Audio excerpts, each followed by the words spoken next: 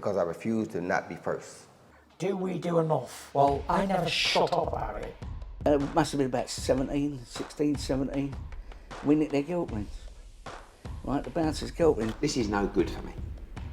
That's the reality. If you want the honest truth, and I see it every day. Really special moment, huh?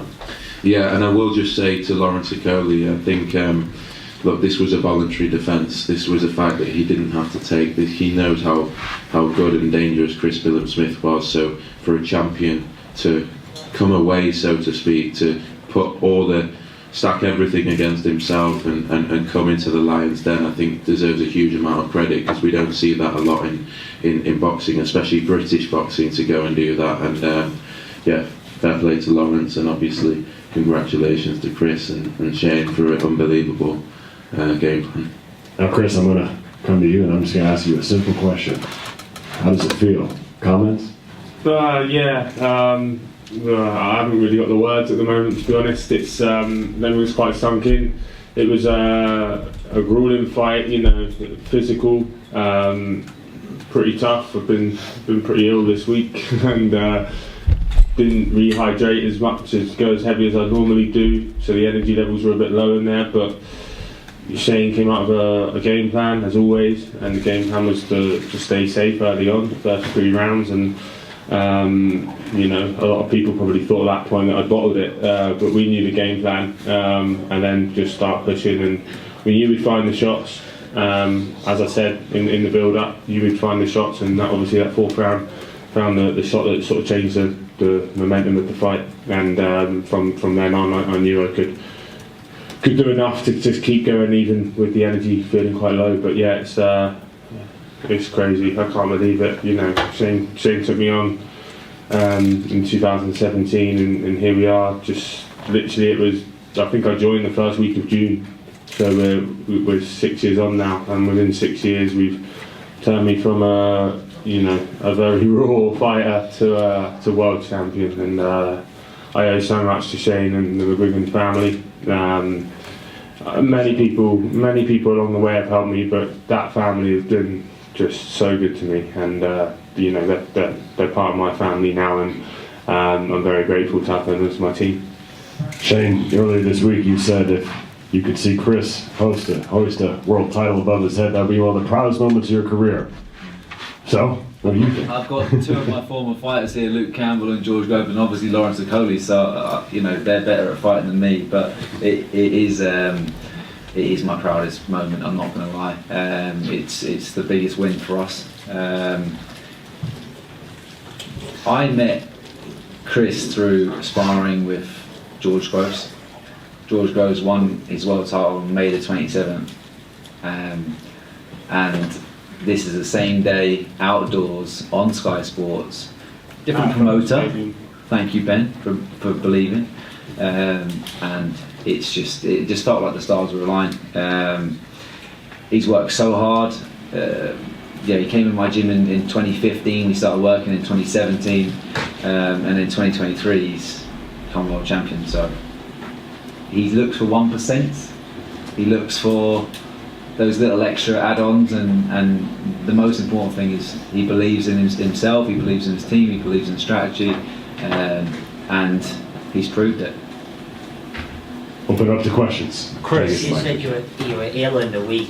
How bad was it, and did you ever even get to a point where you might have to pull out? No, I was never putting out this fight. There's not a chance. You might not have, but I was looking at it. Yeah. It's not one we could reschedule.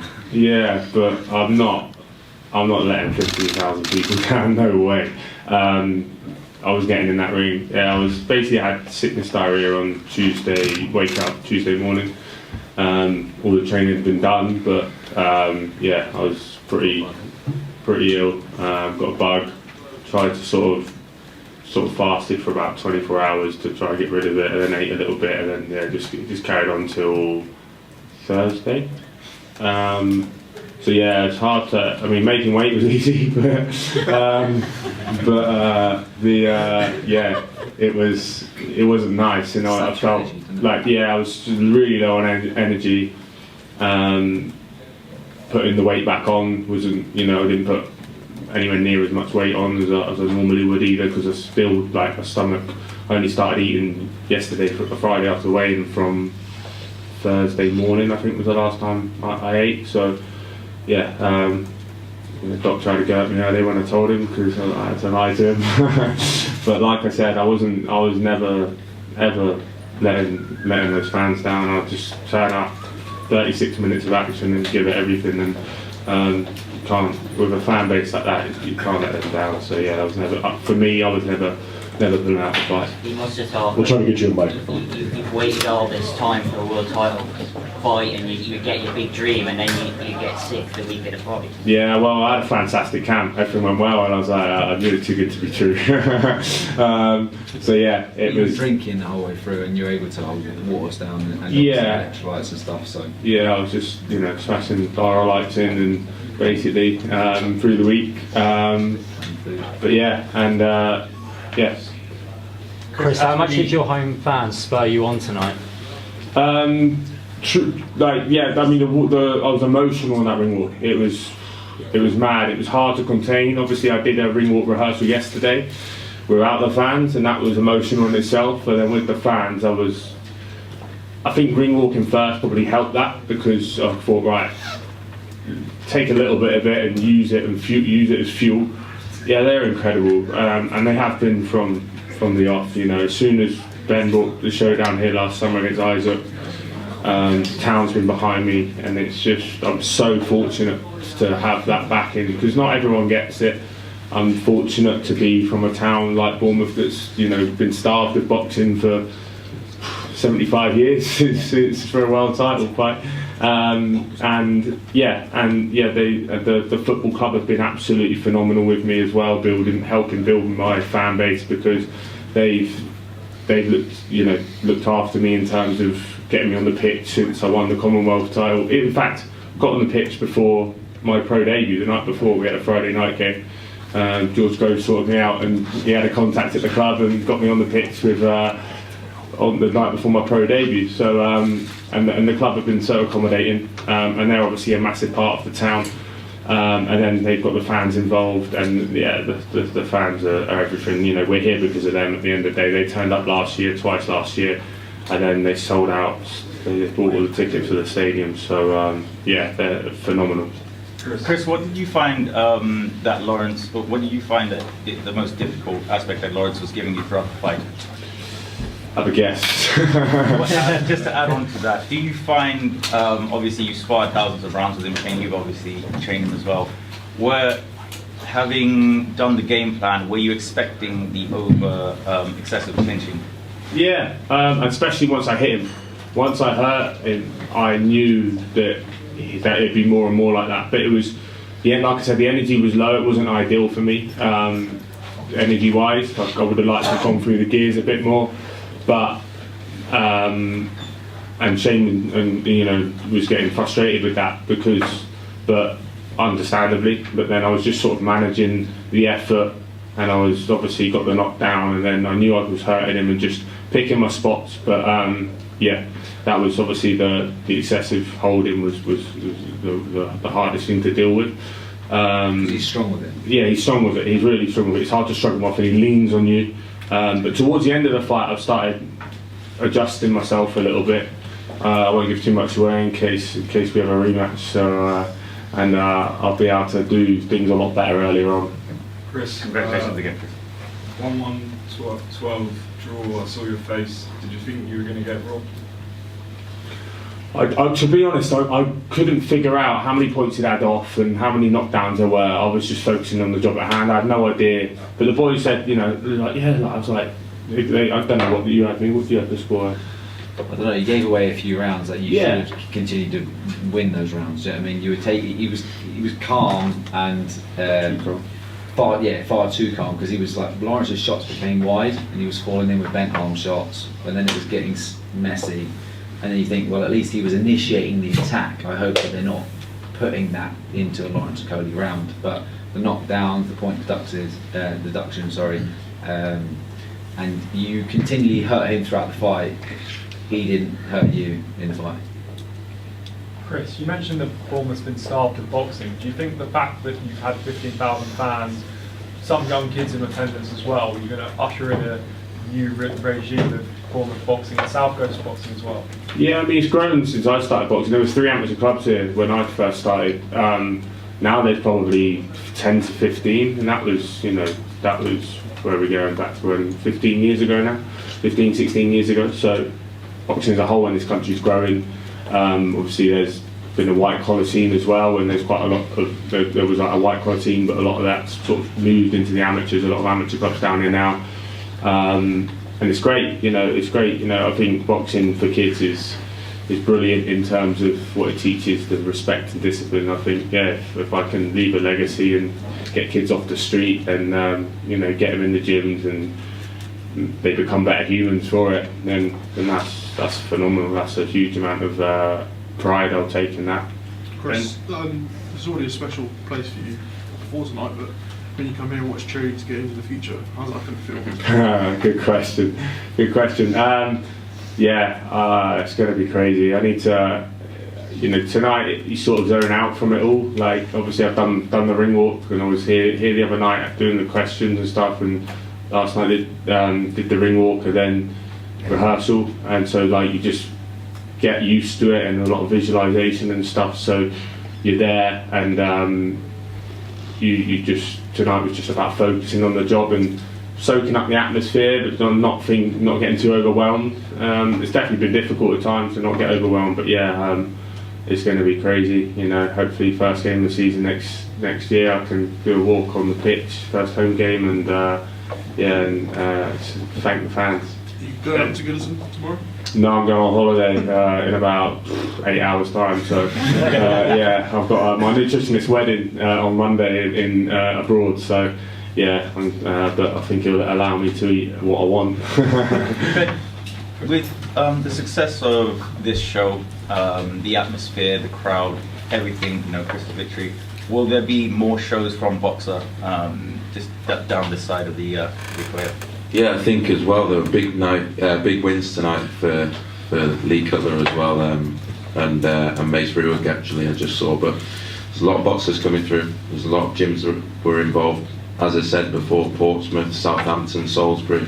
There's a lot of other areas that now will be looking at this and thinking, wow, could boxing come to the South Coast again? We've got a world champion now from Bournemouth.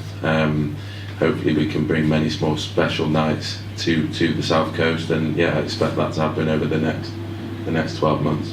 What's Chris's promotion? Where does he stand in terms of the promotional future of boxing? Yeah, we work closely. I think everyone knows with the McGuigans, a fantastic stable and gym. I think one thing I will say is, people talk about trainers all the time and say, oh, it's a fantastic fighter that makes a trainer, but I think even Chris will agree there won't be many people in this room that 2 years ago would have thought Chris Billam-Smith will be a world champion. And I spoke to Chris just after, and I said, look, the first 2 or 3 rounds I thought it could be a shutout here, and he trusted his trainer, and he said that was the game plan, and he didn't want to get hurt, and to see the two of them achieve this together is pretty incredible. But to answer your question, Chris Billam-Smith is with Boxer, and we hope for a long future. Shane, how much did the fight replicate the spars between the two? Nothing. Lawrence maintained a lot more distance, and Chris got a lot more clean shots off. But you were able to transfer into the fight. Lawrence is a little bit impatient in the fights, and that's what you see quite a lot. He's a lot more patient in sparring. He's a lot harder in sparring. Do you know what I mean? A lot harder to figure out. But I want the best for Lawrence, but I know what sort of individual he is. I think he's a great fighter, but I know what makes him tick. I know where he doesn't like to work. I've spent 3.5 years with him, and Chris. So there was a time when a few cruiserweights at Sky Sports asked me to work with them, and Chris was at the same level as them, and I said no. And then Lawrence Okolie asked me to train him, and Chris said to me, "Oh no, you got upset Yeah. And I said, Chris, this is going to make you a better fighter. You're going to have a guy in the gym that's going to push you every day. And if you approach it the right way, you're going to become a much better fighter because of it. And I think tonight shows that that's the case. You know, you've put yourself into the deep end with sparring with Daniel, with Lawrence, hard punchers, awkward big lads. And you know, you can either sink or swim in those situations, and he's persevered. He's put it in day out. I'd also like to once again reiterate that we are with Boxer, but we're also incredibly thankful that Boxer and Sky Sports have given Chris the opportunity and backed this dream. When we first made that fight, we thought it was potentially going to do 7,000-8,000, but it was booming there tonight. And congratulations to both of you guys. Chris, after the fight, you fell to your knees and you were visibly emotional. Can you just describe what was the feeling behind the tears that brought you to that fight? I just couldn't believe it. It was to be world champion. It's just it still hasn't sunk in, but like we've been through a lot together as a team in the gym. Me, Shane, and Josh Pritchard, and we just all worked towards this. We're very, very, very close friends, you know, and two of the best friends I have, and to experience that and have them there and Josh is this in the front row. Yeah.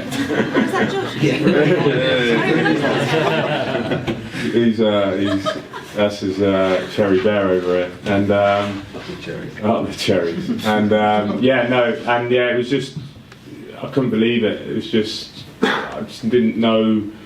Yeah, just this words can't describe that feeling. And I'm sure there's been people, that have won a world title, they can't describe that feeling, and so much hardship goes into it. And as I've been away from my son for weeks on end, and that's just one part of it. I've been ill this week, that's another part. There's a lot of adversity to endeavour through, and it's been it's all that adds up to emotion when you finally achieve it. Chris, who would you like next, and how do you think you measure up against the other champions, in particular Okolie, who's quite vocal about saying he's the number one in the division? Yeah, I appreciate everyone wants to look forward, but tonight I'm just going to politely decline your question and just enjoy the moment. Ed, Ross mentioned the rematch. Of course, once Chris is filled up, how soon would you like to enforce that rematch? And would you do it again at the Brighton Stadium, the warmer stadium, after you had such an amazing night? Look, I think similar to Chris, I think a lot happened tonight for both fighters, and we'll look at it in the week or in the next couple of weeks, but there's no rush on our side, and I want Chris to enjoy this moment before he has to think about another fight. Chris, you mentioned in the thing in the room dedicated to your mum, just the word on that family support right from the start to get to where you are now from the amateur days all the way through. Yeah, every time I talk about my mum, I end up emotional.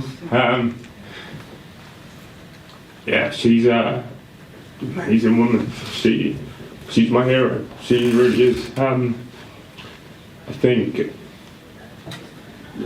she's just always been my best mate and my rock. And we found out probably 6 weeks ago that she's got breast cancer. Thankfully, it's a small lump, and she had it before about 25 years ago. Had a mastectomy, so she's having another mastectomy in about 2 weeks' time. I just wanted to dedicate that to her, because she's fought it off once. She had a stroke a couple of years ago. She's got through that, and now she's fighting it again. So that's obviously where I get my fighting spirit from. And she's an amazing woman.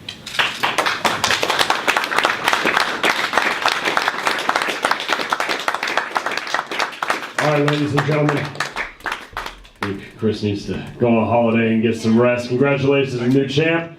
Congratulations to the whole team. Chris, you successfully brought a world title.